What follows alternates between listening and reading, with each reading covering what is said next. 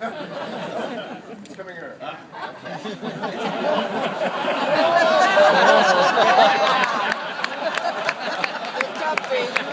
just want to see if it's two-sided. Only a few. I'll try to be brief. No. I knew it would get to you, so this is all there is.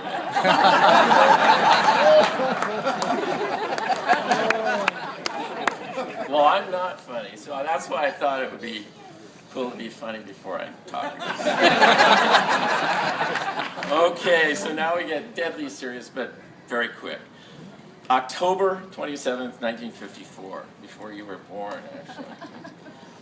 The word Disneyland was given meaning to me, not as a place, but as a TV show, you know, that was on TV. And in those days, everybody had to watch anything that was good, and this was really good. But for the next 10 years, it became a park. And as a visitor and a guest here, it was my playground. It was where I grew up. And my biggest ambition was to become a cast member here at Disneyland. And right down there, there was a man named Mr. Watkins who worked for the Carnation Company, who looked very nicely on this 17-year-old kid and said, "We'll hire you." And 1 month later, the Disney company bought it out, so I was now a Disney employee, but I was younger than they normally allowed, so that was pretty cool. Then there was another date, December 15th, 1966, and for those of you that know Disney, that was the day that Walt Disney passed away.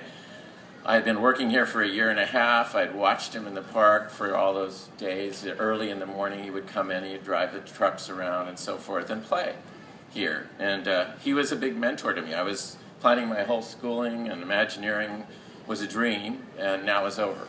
So I really needed a new mentor, and this is where the whole mentoring started. And I found a great one, Dr. Maxine Orlino at Cal State University Long Beach. And Don Parra, the president, is here today somewhere over here. Thank you for coming. That school means a lot to me. And Maxine, now at 101, still emails me all the time, writes on the computer. And they're amazingly inspiring things at 101, so that's kind of exciting.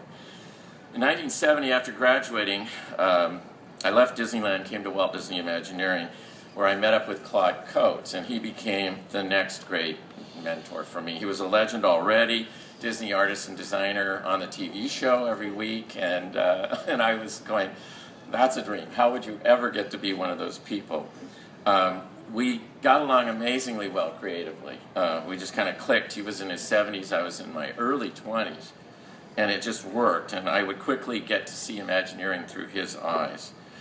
Today, the role of mentoring kind of belongs to me. And rather than calling out names, every one of you that has, I've spent time with lately over the last, I'd like you all to stand up, and I want to give you applause, because the next things you see here are going to be a part of this group. I can't name you all, but I know a lot of you. All right. That's one way to get me off the stage. We're half done. We're half done.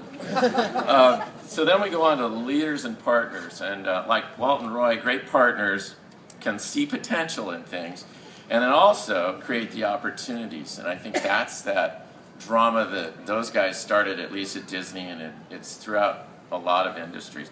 Well, for me, the high point, if you were looking at a trajectory, it was when Michael Eisner and the late Frank Wells landed at the Walt Disney Company. They led Disney to new creative heights in a little over a decade. Our company became the world's leader in everything from film to merchandise to the parks. And they saw faith in me, and with that I was really able to do things I never dreamed I would be able to do. It just was a phenomenal period. And the next step down was Marty Sklar and Mickey Steinberg, who at Imagineering knew how to really make things happen. And I was lucky enough to be trusted by them that I was one of the people that could do that. And so they gave me those challenges, and the project opportunities came to life under their leadership. And then down at my level, Laurel Hartwell and I were partners for a long, long time. How many years? 25 years. And now that I'm working there without you as my direct partnership, I see a lot of the things that you did for me.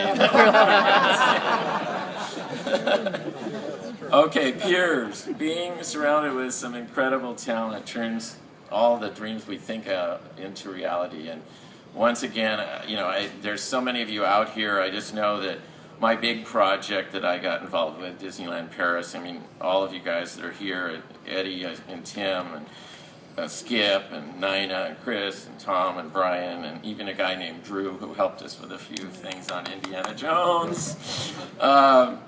So, you just really can't, there's no way this is done alone. People say to me, well, how do you do that? You can't.